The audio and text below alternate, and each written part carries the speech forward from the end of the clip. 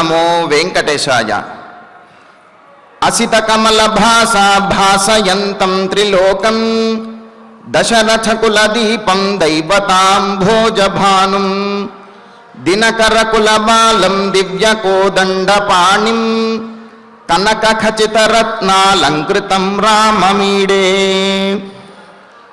ముల్లోకములలో కూడా అందరికంటే ప్రకాశవంతమైనటువంటి ముఖ వర్చస్సు గలవాడు, సమస్త దేవతలకు తేజస్సును ప్రసాదించు ధన్య పుణ్యమూర్తి అయినటువంటి శ్రీరామచంద్రునికి నమస్కరిస్తూ, తదభిన్న స్వరూపుడైనటువంటి ఆ శ్రీనివాసుని యొక్క దయా విశేషం చేత సమస్త మానవాళికి ధర్మ తత్పరతను సకల కార్యసిద్ధిని చేకూర్చాలన్నటువంటి సంకల్పంతో తిరుమల తిరుపతి దేవస్థానం వారు నిర్వహిస్తున్నటువంటి శ్రీమద్ రామాయణం అయోధ్యాకాండ ప్రవచన పారాయణ కార్యక్రమంలో నేటికి మనం 255వ రోజులోకి ప్రవేశించాం. ఈ కార్యక్రమంలో ముందుగా అన్నమాచార్యుల వారి సంకీర్తన అయినటువంటి తారక బ్రహ్మమంత్రము అనేటటువంటి సంకీర్తనను శ్రీమాన్ బి లోకనాథ్ రెడ్డి గారు, అన్నమాచార్య ప్రాజెక్టు కళాకారులు వారి బృందం యొక్క సహకారంతో ఆలపిస్తారు. శ్రవణం చేద్దాం. ఓం నమో వెంకటేశాయ. ఓం నమో వెంకటేశాయ.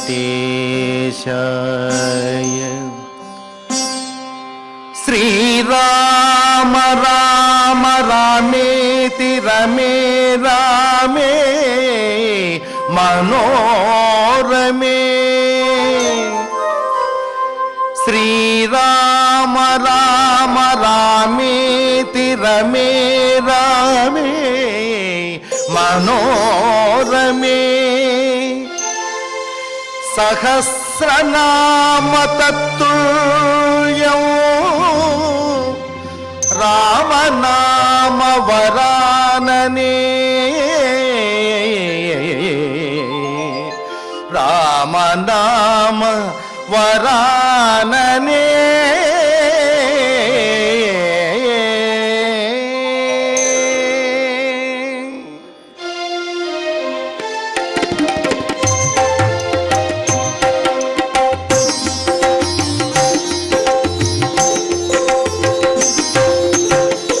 తారక బ్రహ్మ మంత్రము తానై ఉన్నాడు.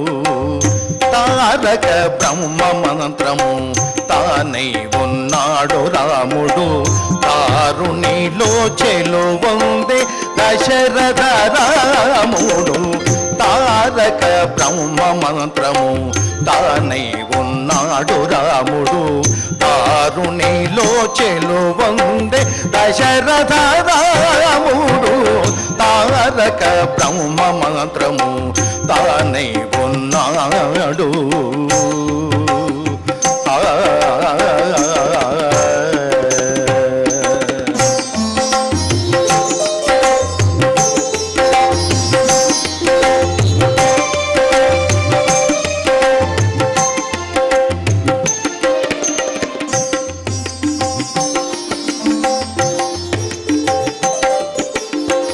కొండలంతలు వానర కోటులు కొలువగాను.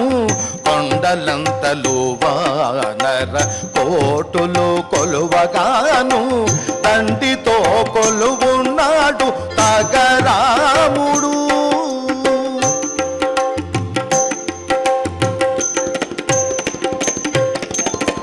కొండలంతలు వానర కోటులు కొలువగాను. తండ్రితో కొలువున్నాడు తగరాముడు. అండనే సీతాదేవి అమరి కూచుండగాను. అండనే సీతాదేవి అమరి కూచుండగాను. వెండుగా సింహాసనాన మెరసి రాముడు.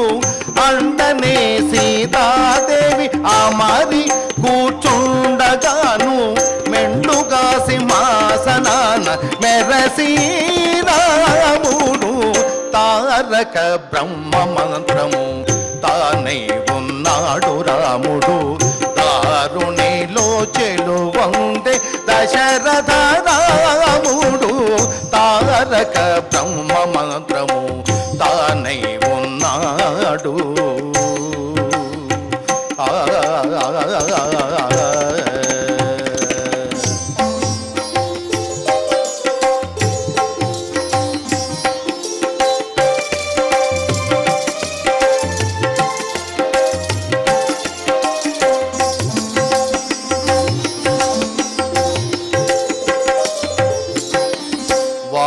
వామదేవ కౌశిక వశిష్ఠాదుల విన్నపాలు వామదేవ కౌశిక వశిష్ఠాదుల విన్నపాలు ఆముకొని వినుచున్నాడు అదే రాముడు.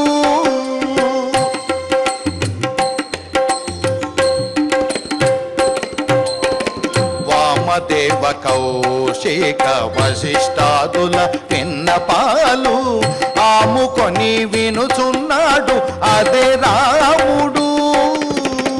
గోమున భరత శత్రుఘ్నులు ఛత్ర చామరాలు గోమున భరత శత్రుఘ్నులు ఛత్ర చామరాలు కామించి పట్టుకుండగా కడుమించి రాముడు.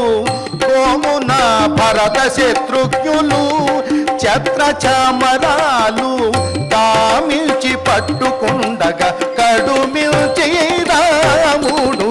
తారక బ్రహ్మ మంత్రము తానై ఉన్నాడు రాముడు. దారుణిలో చెలువందే దశరథ రాముడు. తారక బ్రహ్మ మంత్రము తానై ఉన్నాడు.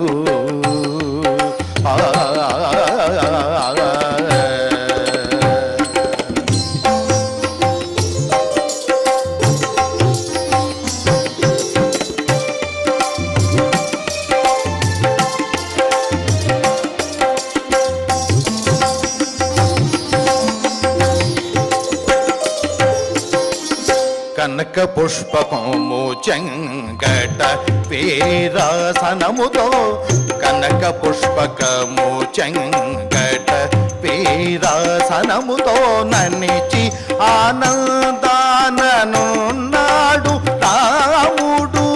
కనక పుష్పకము చెంగట వీరాసనముతో ననిచి ఆనందాననున్నాడు రాముడు. శ్రీ వెంకటాద్రిపై కల్పవృక్షము నీడ ఘన శ్రీ వెంకటాద్రిపై కల్పవృక్షము నీడ హనుమంతుని చదువులు ఆలకించి రాముడు.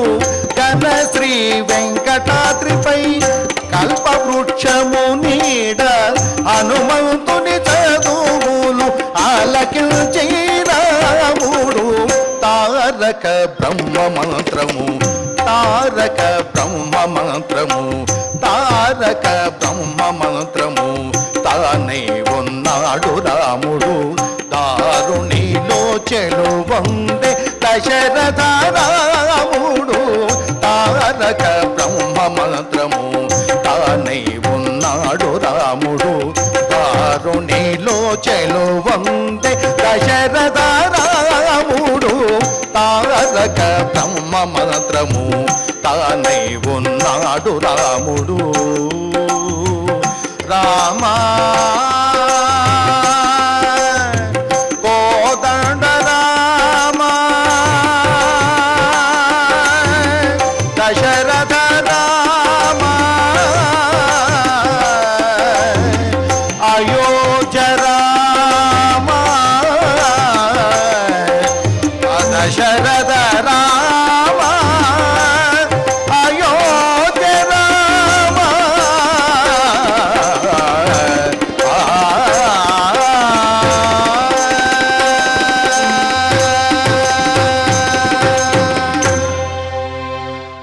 దివ్యమైనటువంటి సంకీర్తనను శ్రవణం చేశాం. ఇక ఇప్పుడు శ్రీ గురుధ్యాన పూర్వకంగా సంకల్పవాక్యాలను అందరము కలిసి పలుకుతూ ఈ కార్యక్రమాన్ని ప్రారంభం చేసుకుందాం. శ్రీ గురుధ్యానం. గురుర్బ్రహ్మా గురుర్విష్ణుః గురుర్దేవో మహేశ్వరః గురుః సాక్షాత్ పరం బ్రహ్మ తస్మై శ్రీ గురవే నమః. శ్రీనివాస ధ్యానం శ్రీ వెంకటాద్రినిలయః కమలాపాముఖ పుమాన్ అభంగుర విభూతిర్నః भवतु मङ्गलम्। अथ सङ्कल्पः श्रीमदादिवराहक्षेत्रे विराजमानस्य श्रीपद्मावती जानेः अखिलाण्डकोटिब्रह्माण्डनायकस्य श्रीरामचन्द्ररूपान्तरस्य भगवतः श्रीवेङ्कटेश्वरस्वामिनः सन्निधौ हनुमत्सीतालक्ष्मण भरतशत्रुघ्न परिवार समेत श्रीरामचन्द्र परब्रह्मणः परिपूर्णानुग्रहेण अस्मिन् भुवने समस्ताधिव्याधीनां निवारणार्थं भारतवर्षे विद्यावित्तवाणिज्य कृषिवैद्यवैज्ञानिक देशरक्षणादिरङ्गेषु विद्यमानानाम् आस्तिकमहाजनानां सर्वेषां सकुटुम्बानाम् आयुरारोग्य ऐश्वर्य सद्बुद्धि इत्यादि सर्वशुभफलप्राप्त्यर्थं धर्माचरणद्वारा श्रीरामराज्यस्य पुनर्व्यवस्थापनार्थम् उद्योगार्थिनां समुचितोद्योगप्राप्त्यर्थं दम्पतीनाम् अनुकूलदाम्पत्यसिद्ध्यर्थं सन्तानस्य पितृवाक्यपरिपालनानुकूल बुद्धिप्रचोदनार्थं सकलकार्यसिद्ध्यर्थं गोसंरक्षणार्थं च श्रीमद्वाल्मीकिरामायणे अयोध्याकाण्डे यथाशक्ति श्लोकव्याख्यानपुरःसरं 26 सर्गश्लोकपारायणं तथा श्रीधन्वन्तरिमन्त्रपारायणं च अन्योन्यसाहाय्येन आचार्यमुखेन करिष्यामहे।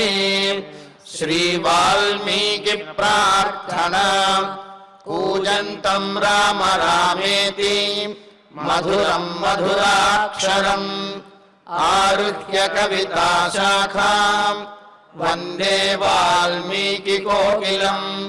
श्री आञ्जनेयप्रार्थना मनोजवं मारुततुल्यवेगं जितेन्द्रियं बुद्धिमतां वरिष्ठं वातात्मजं वानरयूथमुख्यं श्रीरामदूतं शिरसा नमामि।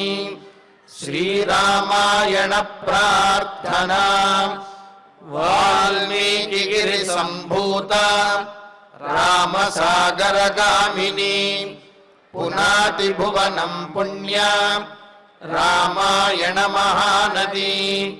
श्रीराम प्रार्थना अयोध्याख्येतु गुर्वर्धे त्यक्त्वा राज्यं गिरौ वसन् पादुके भरतायादात् स रामः शरणं मम। श्रीरामचन्द्र परब्रह्मणे नमः। अथ श्रीमद् रामायणे आदिकाव्ये अयोध्याकाण्डे 26 सर्गः। శ్రీమన్నారాయణ చరణౌ శరణం ప్రపద్యే శ్రీమతే నారాయణాయ నమః శ్రీరామాయ నమః. భ్రాతృపుత్ర సమౌ చాపి ద్రష్టవ్యౌ చ విశేషతః త్వయా భరత శత్రుఘ్నౌ ప్రాణైః ప్రియతరౌ మమ.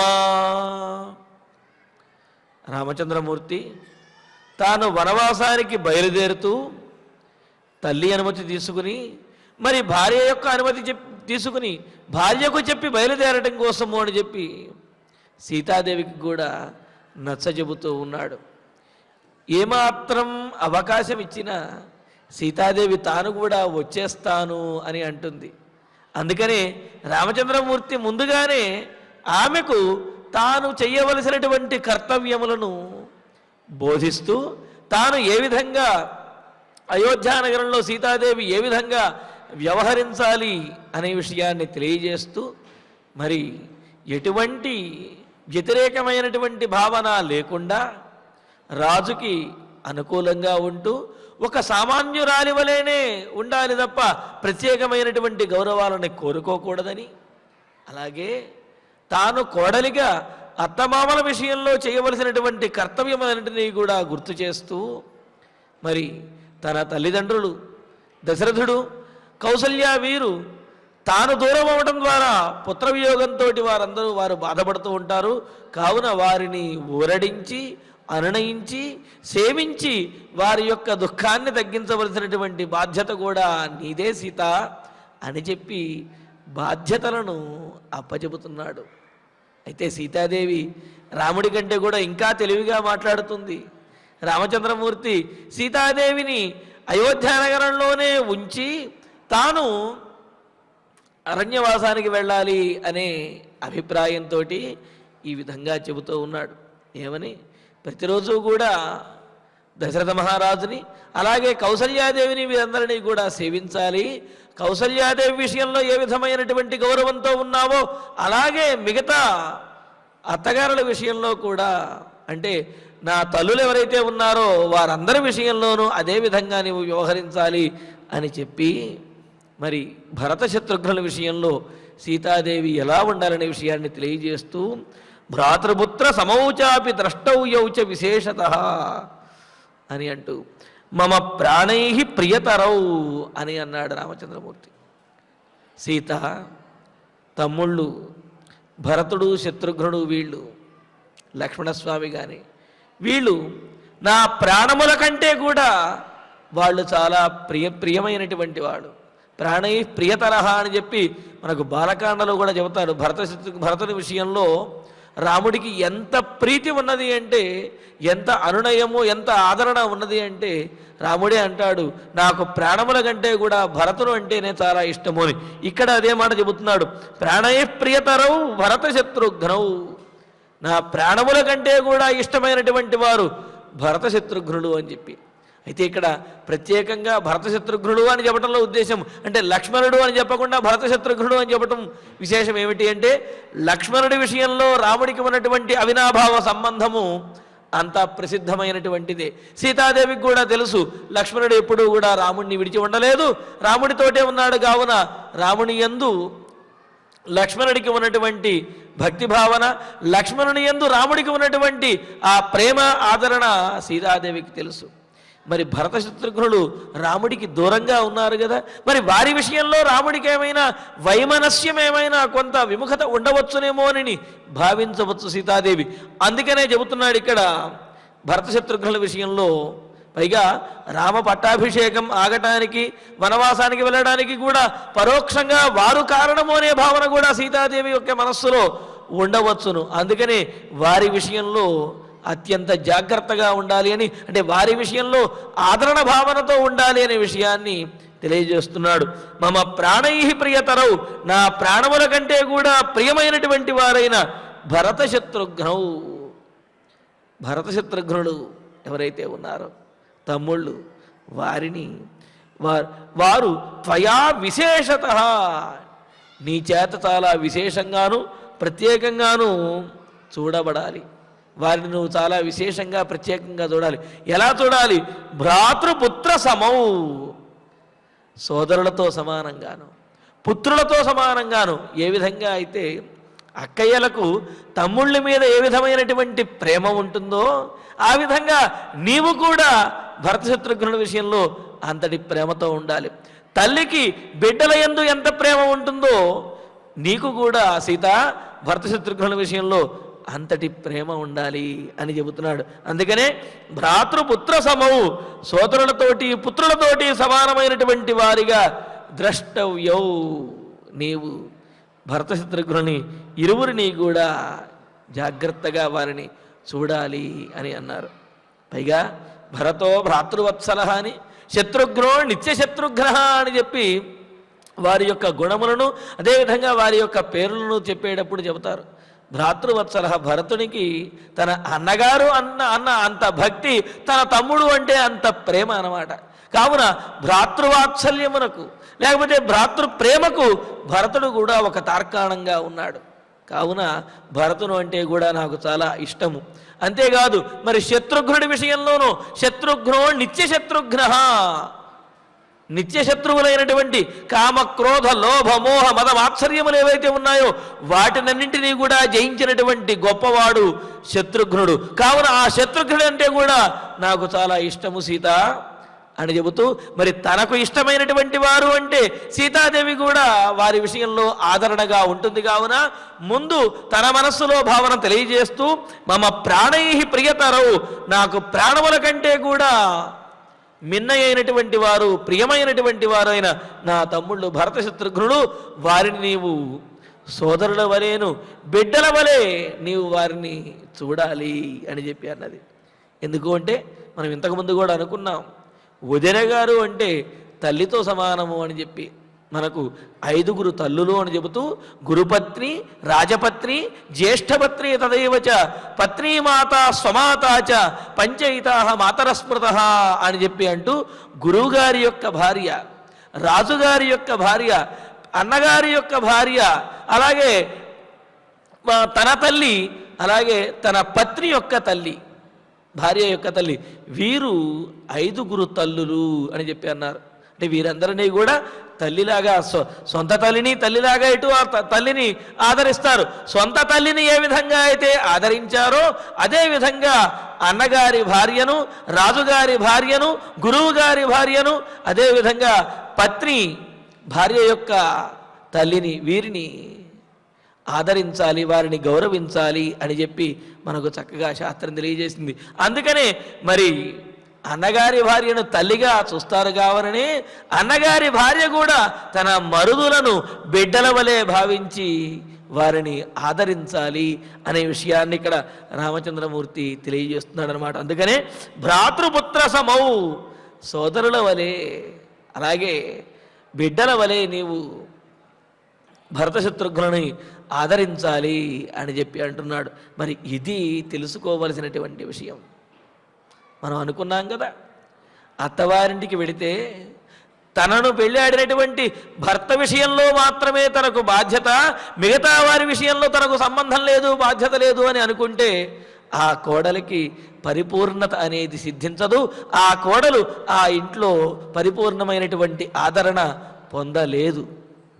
భర్త విషయంలో ఏ విధమైనటువంటి ఎంతటి బాధ్యత ఆమె భావిస్తుందో అదేవిధంగా అత్తమామల విషయంలోనూ తన మరుదుల విషయంలోనూ అదేవిధంగా ఆడపడుతుల విషయంలో కూడా అంతటి ఆదరణ భావన కనుక ఉంచినట్లయితే వారందరూ కూడా ఈమెను మహారాణిలా చూస్తారు, ఆ ఇంటికి ఈమె యజమానురాలు అవుతుంది అని మనకు చాలా స్పష్టంగా తెలియజేస్తున్నారు. కావుననే ఇక్కడ రామచంద్రమూర్తి ఏమంటున్నాడు, నీ చిన్నవాళ్ళు అయినటువంటి వాళ్ళు, నా తమ్ముళ్ళు అయినటువంటి వారు, వారిని భరత శత్రుఘ్నులని నీవు తమ్ముళ్ళ వలేను అదేవిధంగా బిడ్డల వలె నీవు వారిని చూడాలి, ఆదరణతో చూడాలి. వారి మీద ఏ విధమైనటువంటి ద్వేషభావన కూడా నీ మనస్సులో ఉండకూడదు అని చెప్పి అన్నాడు. అని విప్రియం నచ కర్తవ్యం భరతస్య కదాచన సహి రాజా ప్రభుశ్చైవ దేశస్య చ కులస్య చ. మళ్ళీ భరత విషయంలో ప్రత్యేకంగా చెబుతున్నాడు, ఎందుకంటే ఆయన రాజు కాబోతున్నాడు. కావున పైగా రామ పట్టాభిషేకం ఆగిపోవడానికి భరతుడు పరోక్షంగా కారణము అనే భావన కూడా ఉంటుంది. కావున భరతుడి విషయంలో చెబుతూ విప్రియం నచ కర్తవ్యం భరతస్య కదాచన, భరతుని వల్ల పట్టాభిషేకం ఆగింది అనే మనస్సులో ఉన్నటువంటి భావనతోటి ఆ ద్వేషంతో భరతునికి కదాచన ఎప్పుడూ కూడా విప్రియం నచ కర్తవ్యం, విరోధంగా ఎప్పుడూ కూడా ప్రవర్తించకూడదు. అనిష్టమైనటువంటి పనిని, భరతుడికి ఇష్టం లేనటువంటి పనిని ఏనాడు కూడా చేయకూడదు సీత. ఎందుకు అంటే రాజుగా ఉన్నటువంటి వాడిని దైవంగా భావించి అతనికి అనుకూలంగా ఉండాలి. అది కూడా చెబుతాడు, ధర్మపరుడైనటువంటి రాజు భగవంతునితో సమానము అని చెప్పి ఈ విషయాన్ని కూడా గుర్తుపెట్టుకోవాలి, ధర్మపరుడైనటువంటి రాజు అని. కావున ధర్మపరుడైనటువంటి రాజు విషయంలో ఎవరూ కూడా ద్వేషభావనను పెంచుకోకూడదు, వారికి అనుకూలంగా ఉండాలి అని శాస్త్రం తెలియజేస్తున్నది. అందుకనే విప్రియం నచ కర్తవ్యం భరతస్య కదాచన. ధర్మపరుడైనటువంటి వాడు రాజు అయినటువంటి భరతుడి విషయంలో నీవు ఎప్పుడూ కూడా అనిష్టమైనటువంటి పనులు చెయ్యకూడదు. సహ దేశస్య, ఆ భరతుడు ఈ దేశానికి, కులస్యచ, మన వంశమునకు కులమునకు కూడా రాజా, అతడు రాజు శ్రేష్ఠుడు. అంతేకాదు ప్రభుశ్చైవ, సర్వసమర్థుడుగా కూడా ఉన్నాడు. అందుకని భరతునికి ఏనాడు కూడా అనిష్టమైనటువంటి పని చెయ్యకూడదు అని అన్నారు. ఇక్కడ చూడండి, భరతుడు కేవలము ఆ వంశం నుండి వచ్చినటువంటి, ఆ వంశపరంపరగా వచ్చేటటువంటి ఆ రాజ్యానికి, రాచరికానికి మాత్రమే వారసుడు కాదు, ఆ వంశము యొక్క కీర్తిని నిలబెట్టగలిగినటువంటి ధర్మాత్ముడు అనే విషయాన్ని కూడా రామచంద్రమూర్తి స్వయంగా ఇక్కడ తెలియజేస్తున్నాడు. అందుకనే ఏమన్నాడు, సహా, ఆ భరతుడు దేశస్య, ఈ దేశం మొత్తానికి అంటే ఈ రాజ్యానికి అధిపతి. రాజ్యానికే కాదు, కులస్యచ రాజా, మన వంశానికి కూడా రాజు భరతుడే. ఎందుకు అంటే వంశానికి వన్నె తెచ్చేటటువంటి వాడు, ధర్మాత్ముడు, సచ్చీలత కలిగినటువంటి వాడు.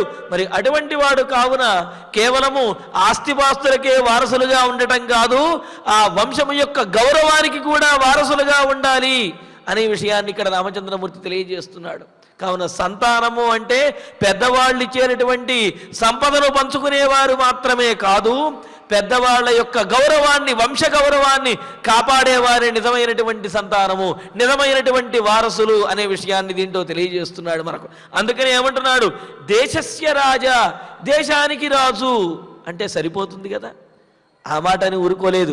దేశస్య రాజా అని, కులస్య రాజా, మన వంశానికి కూడా రాజు అంటే వంశంలో ఉన్నటువంటి పూర్వీకులందరినీ కూడా ఆనందపరిచేటటువంటి వాడు, తన ధర్మపరమైనటువంటి పరిపాలనతోటి, సచ్చీలతతోటి, ధర్మంతో మన వంశంలోని పూర్వీకులందరినీ కూడా ఆనందపరిచేవారు. అంతేకాదు భవిష్యత్ తరాలకు కూడా మంచి పేరు తీసుకురాగలిగినటువంటి గొప్పవాడు అని అన్నారు. మరి అంతే కదా, రఘువంశము అనే పేరు వచ్చింది అంటే రఘుమహారాజు చేసినటువంటి యజ్ఞయాగాదులు, ఆయన యొక్క శౌర్యవీర్య పరాక్రమములు, ధర్మనిరతి, దానశీలత, వీటన్నిటినీ బట్టి రఘుమహారాజు తర్వాత వారందరినీ కూడా ఏమనన్నారు, రఘువంశానికి చెందినటువంటి వాళ్ళు, వీళ్ళందరూ కూడా రాఘవులు అని చెప్పి అన్నారు. రఘువంశము అంటే ఈ రాముని యొక్క వంశం రఘుమహారాజు నుంచి మొదలవలేదు. రఘుమహారాజు కంటే ముందు చాలామంది ఉన్నారు. ఆ వంశంలో మనం మనువు దగ్గర నుంచి మొదలు పెడితే రామచంద్రమూర్తి దాదాపు 45వ వాడు. రఘుమహారాజు రాముడి కంటే కూడా దాదాపు 5వ తరమో ముందు 6వ తరం వాడు అవుతాడు. అయినప్పటికీ కూడా రఘువంశము అని కీర్తిస్తున్నారు అంటే రఘుమహారాజు చేసినటువంటి ఆ పరిపాలన, ఆయన యొక్క ధర్మనిరతి, దానశీలత, వీటినన్నిటినీ బట్టి ఆ తర్వాత వారందరినీ కూడా రఘువంశము, రఘువంశము, రాఘవులు, రాఘవులు అని పిలుస్తున్నారు. అలాగా ఆ వంశానికి కూడా పేరు తెచ్చేటటువంటి వారు అనమాట. అలాగే భరతుడు కూడా అటువంటి వాడే అనే విషయాన్ని తెలియజేస్తూ, అసహ, ఆ భరతుడు కులస్య రాజా, మన వంశమునకు, మన కులమునకు కూడా రాజు అంటే ఆనందాన్ని తెచ్చిపెట్టేవాడు, కీర్తి ప్రతిష్టలు తెచ్చిపెట్టేవాడు, వంశానికి వన్నె తెచ్చేటటువంటి వాడు భరతుడు. కావున అటువంటి భరతుడికి ఏనాడు కూడా సీత, నీవు విప్రియం నచ కర్తవ్యం, అనిష్టమైనటువంటి పనిని ఏనాడు నువ్వు చేయవద్దు. మనసులో అంటే రాముడి పట్టాభిషేకం ఆగటానికి భరతుడు కారణమనే ఉద్దేశంతో రాజు, ధర్మాత్ముడు, వంశానికి వన్నె తెచ్చేటటువంటి భరతుడి విషయంలో అనిష్టమైనటువంటి పని ఎప్పుడు చెయ్యకూడదు అని సీతాదేవికి స్పష్టంగాను నిశ్చయంగాను రామచంద్రమూర్తి తెలియజేస్తున్నాడు మనస్ఫూర్తిగా. ఇది మరి భ్రాతృప్రేమ, ఇది రాజుని గౌరవించేటటువంటి తీరు అనే విషయం మనకు తెలుస్తున్నదన్నమాట. ఇది వంశానికి వన్నె తేవడం అంటే కేవలము అధికారాన్నో సంపదనో పంచుకోవటం కాదు, వంశానికి వంశం యొక్క పేరు నిలబెట్టడం కూడా ఆ వారసుల యొక్క బాధ్యత అనేది మనకు రామచంద్రమూర్తి తెలియజేస్తున్నాడు. తెలియజేస్తూ దేశస్య కులస్య రాజా అని అన్నారు. మరి అక్కడికి సరిపోయింది కదా. ప్రభుశ్చైవహి అని ప్రభువు కూడా అన్నారు. అదేమిటి రాజు వేరు ప్రభువు వేరా అంటే, రాజు అంటే రాజరికాన్ని పొందినటువంటి వాడు, రాజు అధికారం కలిగినటువంటి వాడు ప్రభువు అన్నారు. ఏమిటి రాజుకి ప్రభువుకి తేడా ఏమిటి అంటే, రాజుని సింహాసనం మీద కూర్చుండబెట్టి పట్టాభిషిక్తుడిని చేస్తే రాజు అయ్యాడు. కానీ ఆ అధికారాన్ని పూర్తిగా ఆ రాజ్యాంగం కానివ్వండి, శాసనం చేసినటువంటి అధికారం కానివ్వండి, అది పూర్తిగా వచ్చినప్పుడే అతన్ని ప్రభువు అని అంటారు. ఉదాహరణకి ధృతరాష్ట్ర మహారాజు దుర్యోధనుణ్ణి రాజుని చేశాడు. దుర్యోధనుడు రాజు అయిన తర్వాత కూడా నిర్ణయాధికారం అనేది ధృతరాష్ట్రుడి చేతిలోనే ఉన్నది. అందుకనే పాండవులు, ధర్మరాజు ఆ జూతంలో మొదటిసారి ఓడిపోయిన తర్వాత ద్రౌపదికి అవమానం జరిగిన తర్వాత గాంధారి వచ్చి, మహారాజా ఇటువంటి పవిత్రమైనటువంటి ఆ పతివ్రతకు అవమానం జరిగింది అంటే మన వంశమంతా కూడా నిర్వంశం అయిపోతుంది, మహారాజు ప్రభు అయినటువంటి మీరు చూస్తూ వినకుండా కూడదు అని అంటే, అప్పుడు ధృతరాష్ట్రుడు ద్రౌపదికి వరములను ఇస్తాడు.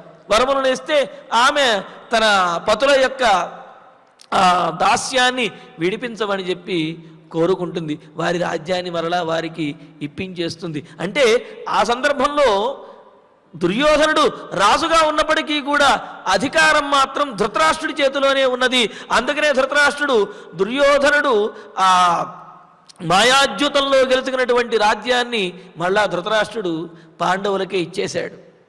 అయితే మరలా రెండవసారి ద్యూతమాడి మరి ఈ వనవాసము అజ్ఞాతవాసాన్ని కూడా పాండవులకు విధించారు. అక్కడ ఆ సందర్భంలో గమనించినట్లయితే దుర్యోధనుడు రాజుగా ఉన్నప్పటికీ కూడా అధికారం ధృతరాష్ట్రుడి చేతిలోనే ఉన్నది, శాసించేటటువంటి అధికారం ధృతరాష్ట్రుడికే ఉన్నదనేది మనకు మహాభారతం ద్వారా తెలుస్తున్నది. అంటే రాజు అవటం ఒక ఎత్తు అయితే, పరిపూర్ణమైనటువంటి ఆ రాజ్యాధికారము శాసనాధికారాన్ని పొందటము రెండవ ఎత్తు అన్నమాట. రెండూ కలిగినటువంటి వాడే చక్రవర్తి, రాజు, ప్రభువు కూడా అవుతాడు. మరి ఇక్కడ భరతుని విషయంలో రామచంద్రమూర్తి ఏమని చెబుతున్నాడు? భరతుడు కేవలము రాజు అవటమే కాదు, ప్రభుశ్చైవ పరిపూర్ణమైనటువంటి శాసనాధికారంతో ప్రభువుగా ఉంటాడు. భరతుడు శాసించేటటువంటి అధికారాన్ని కూడా కలిగి ఉంటాడు. మరి పరిపూర్ణమైనటువంటి అటువంటి ధర్మపరుడైనటువంటి రాజుకి ఎవరైనా సరే అనుకూలంగానే ఉండాలి తప్ప వ్యతిరేకంగా ఉండకూడదు అని చెప్పి అన్నారు. కావుననే రామచంద్రమూర్తి కూడా ఏమనంటున్నాడు?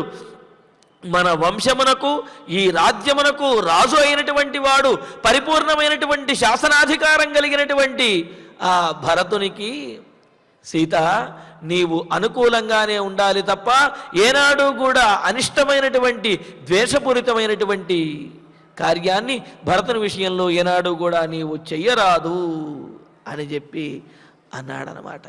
అని ఆరాధితా హి శీలేన ప్రయత్నైశ్చోపసేవితా రాజాన సంప్రసీదంతి ప్రకుప్యంతి విపర్యయే. అంతేకాదు ఇంకేమంటున్నాడు? రాజుల యొక్క వారి యొక్క స్వభావము, అలాగే వారి యొక్క శాసనాధికారము ఎలా ఉంటాయి, వారి వద్ద ఎంత జాగ్రత్తగా మెలగాలి అనేది కూడా మనకు తెలియజేస్తున్నాడు. ఎందుకు అంటే ధర్మపరుడైనటువంటి రాజు భగవంతుడితో సమానం అనుకున్న, నా విష్ణు పృథివీపతి అని అంటారు. అవిష్ణు పృథివీపతి, నా మహావిష్ణువు యొక్క అనుగ్రహము ఆ అంశాలేనిదే అధికారం అనేది దక్కదు అని అన్నారు. మరి అటువంటి వాడు ధర్మపరుడిగా కనుక ఉన్నట్లయితే ఆ ధర్మపరుడైనటువంటి వాడిని తప్పనిసరిగా గౌరవించి తీరాలి అని చెప్పి అన్నారు. అందుకనే మరి అటువంటి రాజులు ఆరాధింపబడినట్లయితే అంటే అనుకూలంగా ఉన్నటువంటి వారి విషయంలో ఎంతటి ఆదరణ చూపిస్తారనే విషయాన్ని కూడా తెలియజేస్తూ, రాజానః రాజులు శీలేన ప్రయత్నై ఉపసేవితా, చక్కటి ప్రవర్తనతోటి, చక్కటి ప్రయత్నంతో ఏమిటి, ఎటువంటి ఆలస్యము చేయకుండా రాజాజ్ఞను సవ్యంగా యథావిధిగా సమయానికి పాటించేటటువంటి వారు, రాజుకి అనుకూలంగా ఉండేవారు ఎవరైతే ఉంటారో వారి చేత ఆరాధితాః పూజింపబడిన వారై, ఆశ్రయించబడిన వారై, ఆరాధించబడినటువంటి వారై, ఆ రాజులు సంప్రసీదంతి చాలా గొప్పగా ఆ సేవకుల విషయంలోనూ తమకు అనుకూలంగా ఉన్నటువంటి వారి విషయంలోనూ రాజులు సంప్రసీదంతి, వాళ్ళు చాలా ప్రసన్నంగా ఉంటారు. ఎలాగైనా సరే వారిని రక్షించుకోవటానికి వారు ప్రయత్నిస్తారు. విపర్యయే ప్రకుప్యంతి, ఒకవేళ రాజుకే కనుక వ్యతిరేకంగా ఉన్నట్లయితే ప్రకుప్యంతి, చాలా కోపాన్ని పొందుతారు, వీరిని అధపాతాళానికి తొక్కేస్తారు అని అన్నారు. అంటే రాజుకి నమ్మకంగా ఉన్నటువంటి వారి విషయంలో ఆ రాజుకి కూడా చాలా ఆదరాభిమానాలు ఉంటాయి. ఎలాగైనా సరే తన వారిని రక్షించుకోవాలి అని చెప్పి ప్రాణములకు తెగించి అయినా సరే వారిని రక్షించుకోవటానికి ప్రయత్నిస్తారు. అలా కాకుండా రాజుకు వ్యతిరేకంగా ఉన్నటువంటి వారి విషయంలో రాజులు చాలా కఠినంగాను కోపంగా వ్యవహరిస్తారు అని చెప్పి అన్నారు.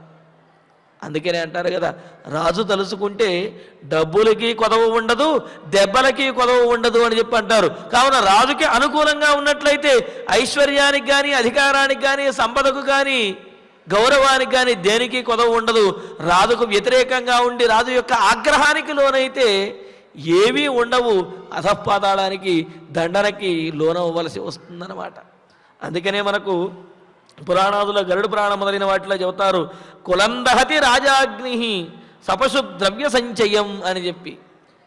అగ్ని కనుక ఇంటి మీద పడితే ఆ ఇంటిని మాత్రమే దహించేస్తుంది, కానీ రాజు యొక్క ఆగ్రహము అనే అగ్ని కనుక ఇంటి మీద పడ్డట్టయితే ఆ ఇంటిని మాత్రమే కాదు ఆ వంశాన్ని నాశనం చేసేస్తుంది అని అంటున్నారు. అంటే రాజుల యొక్క ఆగ్రహము అగ్నితో సమానమైనటువంటిది అన్నారు. ఇంకా చెప్పాలంటే అగ్ని కంటే కూడా ఎక్కువ అని అన్నారు. ఎందుకని?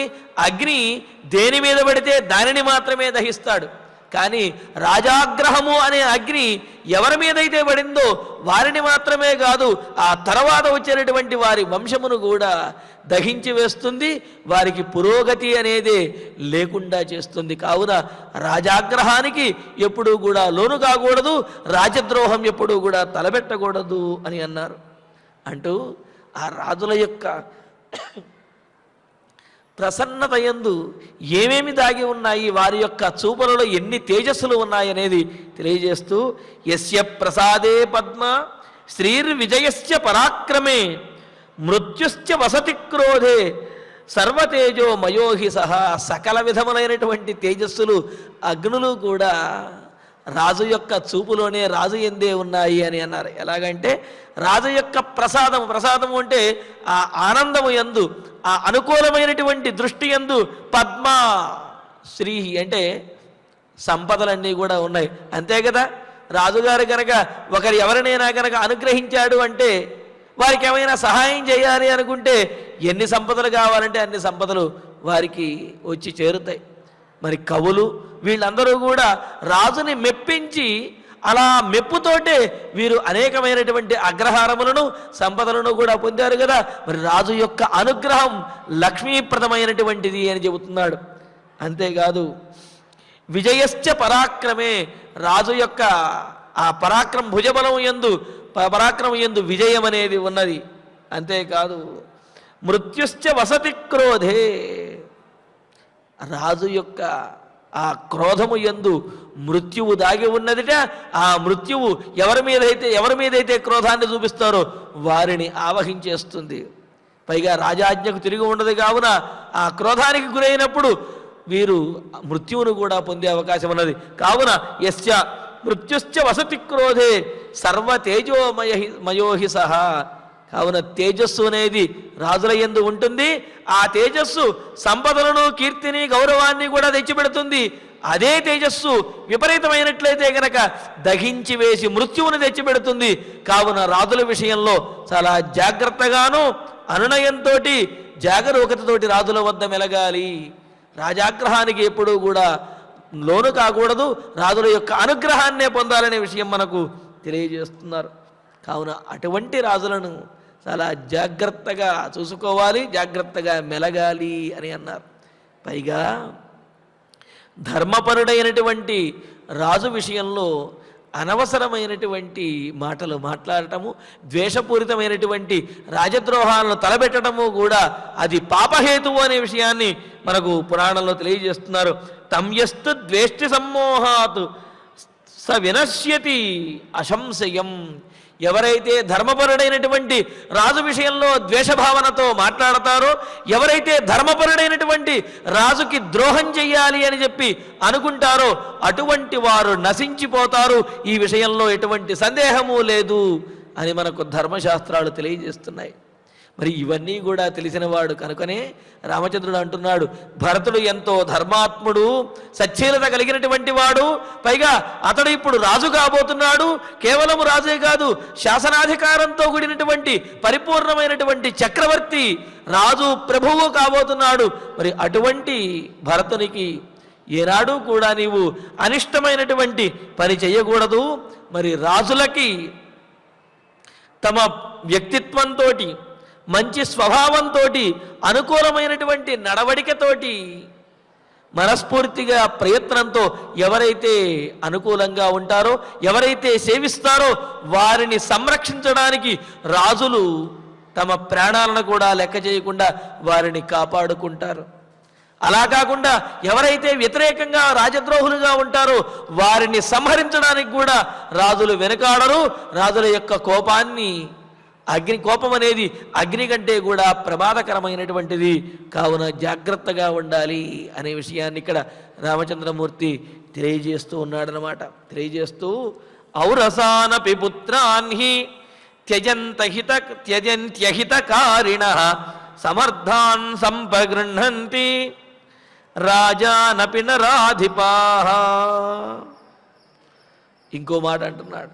వెంటనే అనిపించవచ్చు, అదేమిటండి రాజులు సరే బయట వాళ్ళు ఏదైనా ద్రోహం చేస్తే వారిని దండించవచ్చును, కానీ తమ కుటుంబంలో వాళ్ళు ద్రోహం చేస్తే వారిని దండిస్తారా, వారిని దూరం చేసుకుంటారా అని అంటే, రాజులకి కుటుంబ ధర్మం కంటే కూడా రాజధర్మం అనేది చాలా తప్పనిసరిగా పాటించవలసినటువంటి కర్తవ్యము అని.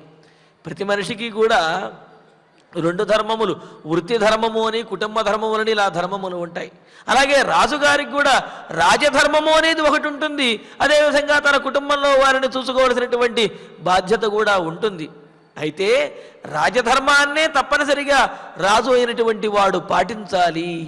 అంతేగాని రాగద్వేషాలతోటి తనవారు పెనవారు అనే భావనతోటి ఉండకూడదు అని చెప్పి అన్నారు. అందుకనే ఇక్కడ ఏం చెబుతున్నాడు, ఔరసానపి పుత్రాన్హి త్యజంతి అహితకారిణః. రాజుల యొక్క ప్రవర్తన, రాజధర్మములు ఎలా ఉంటాయి అంటే, నరాధిపాః, రాజులు అహితకారిణః, తమకు రాజ్యమునకు కూడా హాని చేస్తున్నటువంటి వారైనా, ద్రోహం చేస్తున్నటువంటి వారైనా, ప్రతికూలంగా ప్రవర్తించేటువంటి వారు ఔరసాన్ పుత్రానపి, ఒకవేళ అటువంటి వారు తమ కన్న బిడ్డలైనప్పటికీ కూడా రాజుకి, ఆ రాజ్యానికి ద్రోహం చేస్తున్నటువంటి వారు కన్నబిడ్డలైనప్పటికీ కూడా పుత్రానపి త్యజంతి, అటువంటి వారిని కూడా విడిచిపెట్టేస్తారు. అటువంటి వారిని కూడా ఆ రాజ్యంలోంచి బహిష్కరించి వేస్తారు. ఎందుకు అంటే రాజు రాజధర్మాన్ని పాటించాలి, ప్రజలకు మేలు చేసినటువంటి వారిని ఆదరించాలి తప్ప ప్రజలకు రాజరికానికి రాజుకి ద్రోహం చేసినటువంటి వారిని రాజులు ఎవరు కూడా ఉపేక్షించరు. మరి రాజులు తమ కన్నబిడ్డలను కూడా విడవటానికి, వదిలేయటానికి, బహిష్కరించడానికి ఏమాత్రమో కూడా సందేహించరు అని అన్నారు. అందుకనే ఔరసాన్ పుత్రానపి త్యజంతి, ద్రోహులైనటువంటి వారు తమ కన్నబిడ్డలైనప్పటికీ కూడా రాజులు వారిని విడిచిపెట్టేస్తారు. అంతేకాదు సమర్థాన్ జనాన్ అపి సంప్రగృహంతి, సమర్థులైనటువంటి వారు, సచ్చీలత కలిగినటువంటి వారు, రాజ్యానికి రాజుకి మేలు చేసేటటువంటి వారు ఎవరైతే ఉంటారో సమర్థులు, వారు జనానపి, ఇతర జనులైనప్పటికీ కూడా, ఇతరులైనప్పటికీ కూడా, తన కుటుంబానికి చెందనటువంటి వారైనప్పటికీ కూడా వారిని అక్కున చేర్చుకుంటారు రాజులు. ఇదే రాజధర్మము అని అన్నారు. అంతే కదా, ఏదైనా శరీరానికి గాయమయ్యి ఆ గాయము శరీరాన్ని దహించి వేస్తూ ఉంటే, శరీరం అంతా కూడా వ్యాపిస్తూ ఉంటే ఏం చేస్తారు? ఎక్కడైతే ఆ రోగము వ్యాధి సోకినదో ఆ అవయవం తన శరీరానికి సంబంధించింది అయినప్పటికీ కూడా దాన్ని తొలగించి అవతల పడేస్తారు. ఎందుకని? అది తన శరీరంలోది తనది అయినప్పటికీ కూడా అది తనకు హానిని కలిగించేది కావున దానిని పక్కన పెట్టేయాలి అని. రాజధర్మం కూడా అలాగే ఉంటుంది. తనవారు తన కుటుంబంలోని వారైనప్పటికీ కూడా రాజు అయినటువంటి తనకు తన రాజ్యానికి కూడా ఎవరైతే ద్రోహం చేస్తారో అటువంటి వారు సాక్షాత్తుగా తన కుమారులైనప్పటికీ కూడా తనవారు తన బంధువులైనప్పటికీ వారిని దూరంగా ఉంచాలి, వారిని దూరం పెట్టాలి అని చెప్పి అన్నారు.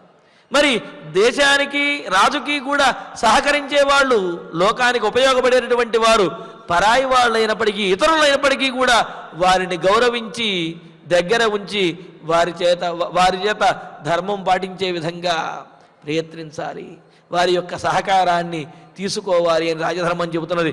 అందుకని ఏమంటున్నాడు? ఔరసాన్ పుత్రానపి త్యజంతి. తన కుమారులను కూడా వాళ్ళు కనుక ద్రోహులు అయినట్లయితే, ధర్మాన్ని పాటించిన వారు అయినట్లయితే, అనుకూలంగా ఉండనటువంటి వారు అయినట్లయితే, అహితాన్ని చేసేటటువంటి వాళ్ళైతే తన కుమారులైనా సరే విడిచిపెట్టేస్తారు. సమర్థులు అదేవిధంగా రాజ్యానికి ఉపయోగపడేవారైతే కనుక ఇతరులను కూడా రాజులు హక్కున చేర్చుకుంటారు. కావున రాజుల వద్ద చాలా జాగ్రత్తగా ఉండాలి సీత. కావున భరతుడు రాజైనప్పుడు నీవు భరతునికి అనుకూలంగా ఉండాలి. అతని యందు ఆదర భావనతోటి ఒక తమ్ముళ్ళని అదేవిధంగా బిడ్డలను ఏ విధంగా అయితే తల్లి చూసుకుంటుందో నీవు ఆ విధంగా భరత శత్రుఘ్నుల విషయంలో ఉండాలి. ముఖ్యంగా భరతుడి విషయంలో రాజుకి ఇచ్చేటటువంటి గౌరవాన్ని నీవు తప్పనిసరిగా ఇచ్చి తీరాలి అని చెప్పి చెబుతున్నాడనమాట. మరి ఈ విధంగా తన పుత్రులను కూడా విడిచిపెడతారంటే దానికి ఉదాహరణ ఎక్కడికో బయట చెప్పవలసిన అవసరం లేదు. రాముని యొక్క వంశంలోనే సగరపుత్రులు ఉన్నారు కదా, వారి విషయంలో సగరపుత్రులలో ఒకడు అసమంజసుడు ఉన్నాడు. ఆ అసమంజసుడు అసమంజస చారిత్రం అసమంజమితిమత్వ అని చెబుతూ అక్కడ చెబుతారు మనకు. ఆ సగరుని యొక్క కుమారుడు అసమంజసుడు. అసమంజసుని యొక్క ప్రవర్తన సవ్యంగా లేదు. అతని యొక్క మనస్సు కఠినంగాను ప్రవృత్తి కాస్త క్రూరంగా ఉన్నది. ఎలా ఉన్నది అంటే, ఆయన పెద్దవాడైన తర్వాత అలాగా నదీ తీరంలో వెళుతూ ఉంటే, నదీ తీరంలో ఎవరైనా పిల్లలు ఆడుకుంటూ ఉంటే వారిని ఆ నదిలో పడేసి వాళ్ళు మునిగిపోతూ ఉంటే, గిలగిల్లాడుతూ ఉంటే చూచి ఆనందిస్తూ ఉండేవాడు అసమంజసుడు. మరి ఈ విషయం ప్రజలందరూ కూడా కొంతమంది వచ్చి రాజుగారికి తెలియజేశారు. మహారాజా, మీ పుత్రుడు మా సంతానం అందరినీ కూడా దొరికిన వాళ్ళని దొరికినట్లుగా నదిలో వేసి వారిని వధించేస్తున్నాడు, వారిని హింసిస్తున్నాడు. అంతేకాదు ఈ విధమైనటువంటి క్రూరమైనటువంటి స్వభావంతో ఉన్నాడు. కావున మీరే మమ్మల్ని, మీ కుమారుడి నుంచి మమ్మల్ని రక్షించాలి అంటే, అప్పుడు సగరుడు ఏమాత్రము ఆలోచించకుండా ఆ అసమంజసుణ్ణి దేశం నుండి బహిష్కరించేస్తాడు. ఆ రాజధానిలో ఉండేటటువంటి అవకాశం లేకుండా చేస్తాడు. అంటే చూడండి, ఇక్కడ ప్రజలకు రాజ్యమునకు హాని చేసేటటువంటి వాడు సొంత కుమారుడైన సొంత కన్న కొడుకు అయినప్పటికీ కూడా రాజధర్మం ఏమిటి అంటే అతడిని దూరంగానే ఉంచాలి తప్ప దేశానికి రాజుకి ద్రోహం చేసినటువంటి వాడిని రాజ్యంలో ఉంచకూడదు అనేది రాజధర్మం. అందుకనే సగరుడు ఏం చేశాడు? తన కన్న కొడుకైనటువంటి అసమంజసుణ్ణి కూడా రాజధాని నుండి బయటకు బహిష్కరించి వేశాడనమాట. మరి అదే ఆ విషయాన్ని గుర్తు తెచ్చుకుని రామచంద్రమూర్తి ఈ విధంగా చెబుతున్నాడు. ఏమని? రాజుకి రాజ్యమునకు వ్యతిరేకంగా ఉండేటటువంటి వారు తన సొంత కొడుకులైనా సరే రాజులు దూరంగా ఉంచేస్తారు, వారిని దండిస్తారు. కావున సీత, అలాగే రాజుకు అనుకూలంగా ఉండేటటువంటి వారు బయట వారైనా ఇతరులైనప్పటికీ కూడా ఆదరిస్తారు. కావున సీత, నీవు భరతుని వద్ద ఆదర భావనతోటి ఉండాలి. రాజుకి ఇచ్చేటటువంటి గౌరవాన్ని నీవు భరతునికి ఇచ్చి తీరవలసినదే అని చెబుతూ, సాత్వం వసేహ కళ్యాణి రాజ్ఞ సమనువర్తిని భరతస్య రథాధర్మే సత్యవ్రతపరాయణ. కళ్యాణి, మంగళకరమైనటువంటి స్వరూపం కలిగిన దానా, శుభములను వసగేదానా ఓ సీత, సాత్వం అటువంటి నీవు అంటే ఈ రాజధర్మములన్నీ కూడా నీకు కూడా తెలుసు. ఎందుకంటే ఉత్తమమైనటువంటి జనక మహారాజు యొక్క కుమార్తెవి నువ్వు, జానకివి నీవు. కావున ధర్మములన్నీ తెలిసినటువంటి దానివి, ధర్మములన్నీ కూడా ఆచరించేటటువంటి దానివి. నీకు ఇవన్నీ కూడా తెలుసు. సాత్వం అంత గొప్పదానివి నీవు. మరి అంత గొప్పదానివైతే మరి ఎందుకు చెబుతున్నావు అనుకుంటుందేమో. కానీ ఇప్పుడు ఉన్నటువంటి పరిస్థితి కొంత ఉద్వేగాన్ని, బాధను కలిగించేది. కావున ఆ బాధలో తట్టుకోలేక ఏమాత్రమైనా సరే ధర్మము నుండి విడిపడుతుందేమో, ధర్మము ఆచరించకుండా రాజుకు వ్యతిరేకమవుతుందేమో అని చెప్పి రామచంద్రమూర్తి ఈ సందర్భంలో చెప్పవలసినటువంటి బాధ్యత ఉన్నది. కావున చెప్పవలసినటువంటి అవసరం ఉన్నది. కావున రామచంద్రమూర్తి చెబుతున్నాడు. చెప్పి ఏమంటున్నాడు? సాత్వం అటువంటి ధర్మములన్నీ కూడా తెలిసినటువంటి నీవు రాజ్ఞః భరతస్య, రాజు అయినటువంటి ధర్మాత్ముడైనటువంటి భరతునికి సమనువర్తిని, అనుకూలంగా ప్రవర్తిస్తున్నటువంటి దానివై, అతని యొక్క రాజ్యాధికారమును రాజరికమును అంగీకరించి ఆ రాజరికానికి అనుకూలంగా ప్రవర్తించేదానివై, ధర్మేరత, ధర్మము యందు ఆసక్తి కలిగినటువంటి దానివై, ధర్మమునే పాటిస్తూ ఉన్నటువంటి దానివై అని అన్నాడు. ఏమిటిక్కడ ధర్మము అంటే ప్రోషిత భర్తృక అయినటువంటి స్త్రీ ఏ విధంగా ఉండాలి అనే విషయాన్ని కొన్ని ధర్మాలు మనకు బోధించాడు. అంటే భర్త దూరంగా ఉన్నప్పుడు భార్య ఏ విధంగా వ్యవహరించాలి, ఏ విధంగా అంటే ఏ విధమైనటువంటి వస్త్రధారణతో ఉండాలి, ఎలా ఉండాలనే విశేషాలను మనకు తెలియజేశారు. ఆ ధర్మమును తెలియజేశారు. కావున అటువంటి ధర్మములన్నింటినీ కూడా పాటిస్తూ, ధర్మేరత, ధర్మాన్ని పాటిస్తూ, నా యందు అనురాగంతో నువ్వు బాధపడుతూ ఉంటావు, కానీ నేను తిరిగి వస్తాను అనేటువంటి ఆశతోటి నీవు ఉంటూ, సత్యమునందు సత్యవ్రతపరాయణ, సత్యవ్రతాన్ని పాటిస్తూ, అంటే ఏనాడు కూడా అబద్ధం అనేది ఉండదు. అందుకని ఏమంటున్నాడు? సత్యవ్రతాన్ని నిజమునే మాట్లాడుతూ, సత్యవ్రతాన్ని పాటిస్తూ, వ్రత ఉపవాసాది నియమముల చేత నీవు ఇంద్రియములన్నింటినీ కూడా నిగ్రహించుకుని, బాధను దిగమింగుకుని, నియమములను పాటిస్తూ ఉన్నటువంటి దానివై, ధర్మమును సత్యమును పాటిస్తూ ధర్మము యందు ఆసక్తి కలిగినటువంటి దానివై, ఇహ వస, ఈ అయోధ్యానగరము యందే నీవు చక్కగా నివసించు.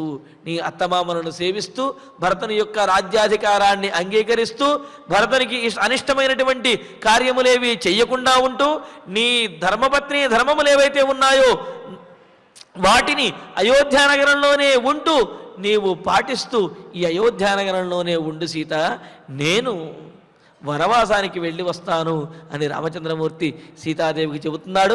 మరి సీతాదేవి దీనికి ఏమని సమాధానం చెప్పింది, రామచంద్రమూర్తి ఏం మాట్లాడగలిగాడు అనే విశేషాలను తర్వాతి ప్రవచనంలో తెలుసుకుందాము. ఇక ఇప్పుడు ఆచార్యుల వారి ద్వారా శ్లోకాలను పారాయణ చేసుకుందాము. భ్రాతృపుత్ర సమౌచాపి భ్రాతృపుత్ర సమౌచాపి ద్రష్టవ్యౌ చ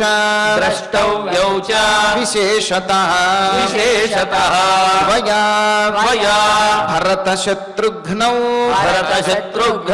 ప్రాణైః ప్రియతరౌ మమ విప్రియం న చ కర్తవ్యం భరతస్య కదాచన సహి రాజా ప్రభుశ్చైవ దేశస్య చ కులస్య చ ఆరాధితా హి శీలేన ప్రయత్నైశ్చ ఉపసేవితా రాజానః సంప్రసీదంతి ప్రకుప్యంతి విపర్యయే ఔరసానపి పుత్రాన్ హి త్యజంతి త్యజంతి అహితకారిణః అహితకారిణః సమర్థాన్ సమర్థాన్ సంప్రగృహంతి సంప్రగృహంతి జనానపి జనానపి నరాధిపాః నరాధిపాః సాత్వాం సాత్వాం వసేహ కళ్యాణి వసేహ కళ్యాణి రాజ్ఞః రాజ్ఞః సమనువర్తిని సమనువర్తిని భరతస్య భరతస్య వ్రతాధర్మే వ్రతాధర్మే సత్యవ్రత సత్యవ్రత పరాయణ పరాయణ సత్యవ్రత పరాయణ సత్యవ్రత పరాయణ ఇత్యార్షే ఇత్యార్షే శ్రీమద్ రామాయణే శ్రీమద్ రామాయణే ఆదికావ్యే ఆదికావ్యే అయోధ్యాకాండే అయోధ్యాకాండే షడ్వింశే సర్గే షడ్వింశే సర్గే పంచశ్లోకాః పంచశ్లోకాః ఫలశ్రుతి నుండి మంగళాంతం వరకు అందరము కలిసి పఠిద్దాం. ఫలశ్రుతి ఆయుష్యమారోగ్యకరం యశస్యం సౌభ్రాతృకం బుద్ధికరం సుఖం చ శ్రోతవ్యమేతన్నియమేన సద్భిః ఆఖ్యానమోజస్కరమృద్ధికామైః శ్రీరామచంద్ర పరబ్రహ్మణే నమః. అథ ధన్వంతరి ధ్యానం అచ్యుతానంత గోవింద విష్ణో నారాయణామృత రోగాన్మే నాశగా శేషాన్ ఆశు ధన్వంతరే హరే. ఆరోగ్యం దీర్ఘమాయుష్యం బలం తేజోధియం శ్రియం స్వభక్తేభ్యోనుగృహంతం వందే ధన్వంతరిం హరిం. ధన్వంతరేరిమం శ్లోకం భక్త్యా నిత్యం పఠంతి యే అనారోగ్యం న తేషాం స్యాత్ సుఖం జీవంతి తే చిరం. ఓం నమో భగవతే వాసుదేవాయ ధన్వంతరయే అమృతకలశహస్తాయ వజ్రజలౌకహస్తాయ సర్వామయ వినాశనాయ త్రైలోక్యనాథాయ మహావిష్ణవే స్వాహా. ఓం వాసుదేవాయ విద్మహే సుధాహస్తాయ ధీమహి తన్నో ధన్వంతరి ప్రచోదయాత్.